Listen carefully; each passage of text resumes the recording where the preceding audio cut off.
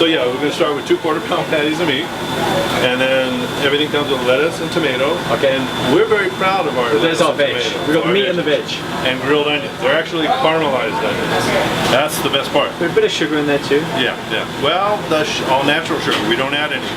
I like that. The way the onions do it themselves, we found a way of putting them on the grill. We don't add oil, we don't add anything. We put the onions on the grill, and the way we do it, I'm not going to show you the whole thing because they're already in the pan, but they're actually naturally caramelized, so we don't add anything to it. Nice. On our mix, our Thousand Island dressing, for instance, I can tell you this, it's not that much of a secret.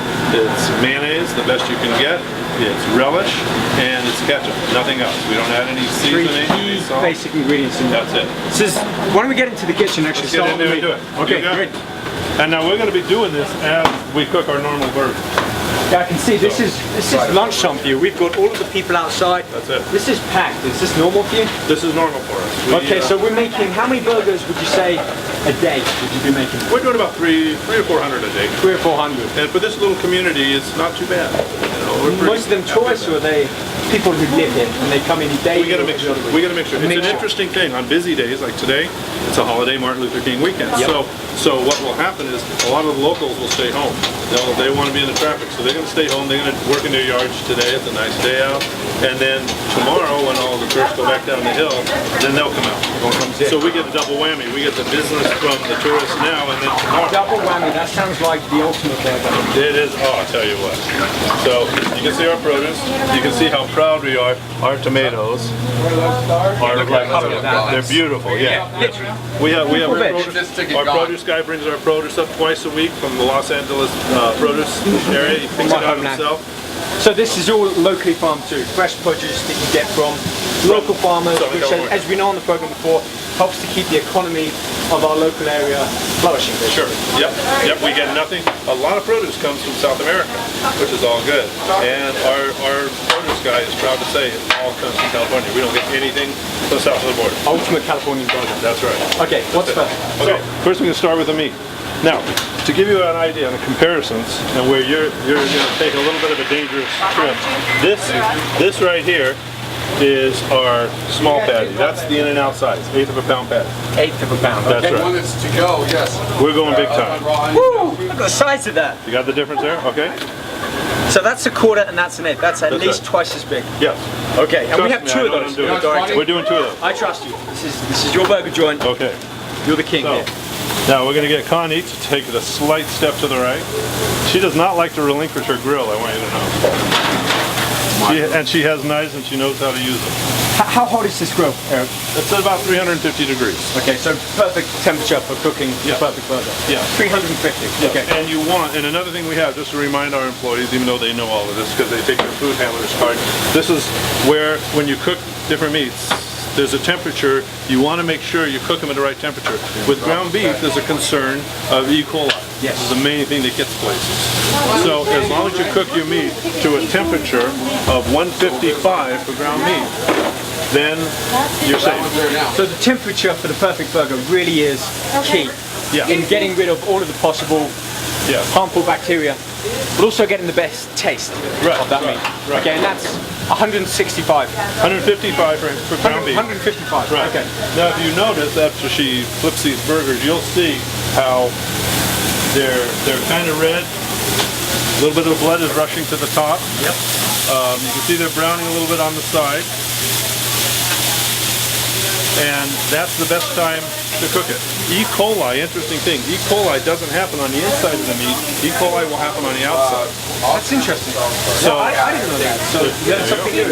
So it's important that it cooks on the outside. It's one of the reasons why we believe in frozen meat versus fresh meat. Some places advertise that all their meat is fresh. Yes. I'm not saying it's a bad thing, I'm just saying that when you cook a frozen patty, if the quality is there, which ours is, it's the best quality you can get. Yep. I can show you on our meat, we'll open the refrigerator, all it says is 100% pure beef. It doesn't have the ingredients of different cow parts. Just like us on our show, 100% pure, in my case, British beef. But there you go. We're in America, so we'll stick with the US beef. Well, you know, a couple of those cows might have snuck over on the Queen Mary. So. Which one of these gets red? The one without cheese, honey. And that's what we're going to do. She just started to mention the raccoon burger. If you really want to go crazy, you like a little spicy? Yeah, I can do spicy. Are you a spicy guy? I have a bit of spice to me, yes. You know, you gotta, if you're wearing spice in your hair, you're a spicy guy. Okay, let's go spicy on this burger. Okay, this is going to be the ultimate direct to spicy burger. The ultimate direct to spicy burger. So what I'm going to do is, Ron, can you hand me the raccoon peppers? Raccoon. We call it raccoon, and that's, again, it's deleted. I did actually this no-budget movie. It was called Raccoon Falls. It was shot up here in Big Bear, and I think the budget was about $10, $50, $11, so I'm not sure. Wow. We got some raccoon on the grill right there, too. Yeah, well, that doesn't want to wait, so we can do some fresh. So what we did, this is just, you know how a lot of people will order burger and they'll get yellow peppers? Yes. They like the yellow peppers. Why have to double fist it?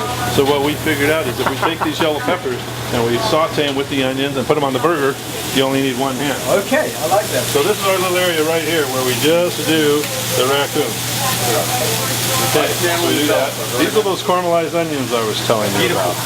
And as you can see, nothing added. Those things are, that is, I get excited every time I see my onions. Those things are amazing. I mean, this is your like, you're an artist. That's how I see you, Eric. You're an artist, and this is your artboard, your easel. This is where you perform all of your artwork. Right. And I love the fact that when the customers come in, they can stand right there and see exactly how their burgers are made. That's why we do This is not hidden. This isn't in the back. This is for everyone to see just how you make their burgers. That's it. It's a funny thing. A lot of the sheriff and the fire department eat here. The sheriff like to eat here because the sheriff's department likes to see their food being cooked. Of course, yeah. You know, you've heard some interesting things, and not that it ever happens, but you never know. And it's really awesome because a lot of times the cops will come in here, they'll be like kids, they'll be all standing up here in the window watching their burgers They can cook. see their burger from start to finish when they eat Start it. to finish. That's it. So as you can see, yours are doing pretty well. And what do you do to season them? You put pepper, salt, simple, salt and else? pepper. Just salt and pepper? Just salt and pepper, What does that nothing do? Enhance the flavor of the beef? It enhances the flavor. It gives it just a little something different. It's hard to A bit of a explain. bite. Just a little bit, but it doesn't change the flavor. Some people put garlic, some people put different seasonings on them. They want to make it their own. This is nice and simple, and you'll see, it enhances the flavor of the burger big time. Lovely. The natural flavors come from the sauce that I told you, which is natural, and then the onions, and then you put the peppers in them. You don't have to add stuff to them. So the customer can add pretty much the different flavors, That they want, sauces yeah. that they want to the burger. Yes. I like that. Now, Eric, how long do we cook the burgers for? Flipping them on each side. Burgers take probably about 6 to 8 minutes to cook. Okay.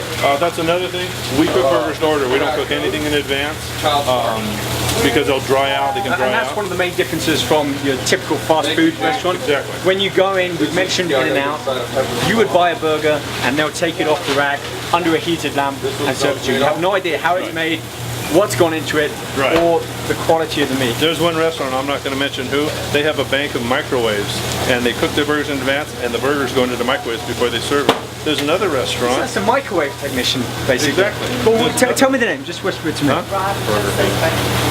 Now if you want to say it, I'm not saying it. There's another restaurant that Let's puts just their- say that the king of burgers wouldn't be too proud to know that. would not be too proud to know that. Okay, there's your clue. There's another place. There's another one that cooks burgers in advance, 50, 60 at a time, under a grill that smashes the burgers also. It double cooks them. It cooks them on the bottom and it comes down. That's quite shocking. We all know that burgers aren't exactly the healthiest food. No. But when you make them right, you get the beef, we have some kind of vegetables in there. Plus normally, if you get a salad with the You may want fries. to grab that. Would you like to flip your burgers? I'd love to flip my burger. Okay, you just take a scrape underneath the bottom, make sure it comes free from the grill, flip her over. got it. There you go, there's one down. Now never press down on the burger. So we never do press that. on the patty. That's a mistake I've made before. Shall I do the others? Do the other. So we scoop it, Flip it.